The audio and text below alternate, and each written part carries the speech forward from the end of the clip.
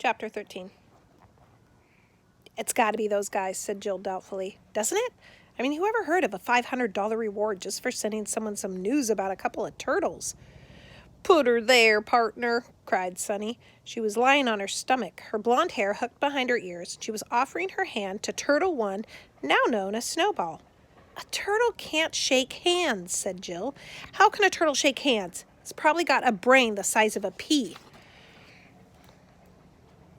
Sunny was practically nose to nose with Snowball. I think he's smiling, she said. Jill leaned down and peered at the turtle.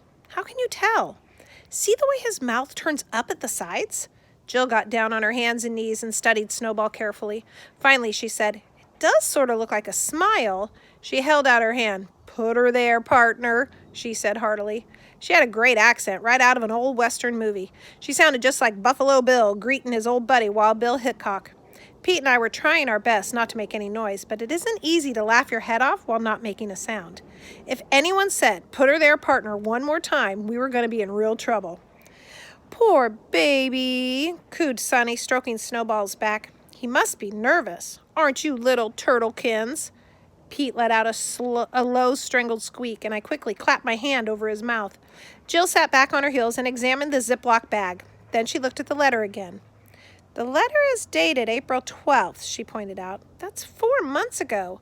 Does this bag look like it's been on a turtle's back for 4 months? You bet it did. Pete and I had given the bag the full treatment. We jumped up and down on it. We ground it into the dirt under our heels. We pounded it with a rock. That bag looked 4 months old if it looked a day. It's pretty beat up. Looks pretty beat up to me, said Sunny. There, you see? Sunny got to her feet, picked up Snowball. Let's find Poopsie, she said, looking eagerly around the clearing. She must be around here somewhere. Pete jabbed me in the side with his elbow. Poopsie, he mouthed silently. We almost collapsed. Jill stood up. She still looked in doubt, but only a little. I don't know, she said slowly. I suppose the letter must be real. It's typewritten, and I don't see how the guys could have possibly had a typewriter with them. I mean, they may be goofy, but they aren't stupid. Why would you lug a typewriter along on a camping trip? Goofy?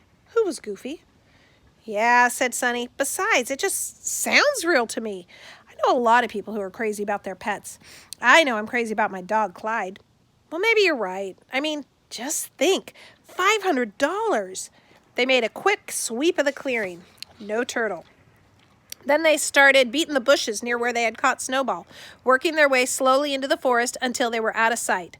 Jill had been hard to convince, all right. If we had written the letter by hand, she never would have bought it. Sunny seemed gung-ho and ready to fall for anything. But Jill was a thinker. Now I was surer than ever that she was the one who had caught on to our Wolverine scam the day before.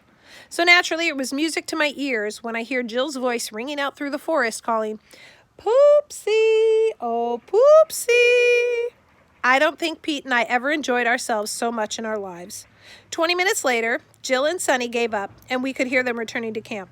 Turtle 2 was waiting for them. I had planted him in the middle of the clearing just about where Pete had put Turtle 1. This time we were lucky. Turtle 2 was a very laid-back turtle. At the rate he was waddling along, it would take him a couple of months to reach the forest. Jill and Sunny stepped into the clearing and spotted Turtle 2. Poopsie, cried Jill as if she were greeting a long-lost sister. Poopsie, cried Sunny. They charged over to Turtle 2, snapped him up, removed the plastic bag from his back, and put him and Turtle 1 down on the ground. Then they tore open the bag and leaned over the letter, grinning eagerly. It was handwritten this time, and much shorter, and it said, Dear girls, congratulations, you have found Poopsie. Now, for your next assignment, see if you can find the whereabouts of your brains. Your friends, Moose and Duck. Dun, dun, dun, dun. Boys win.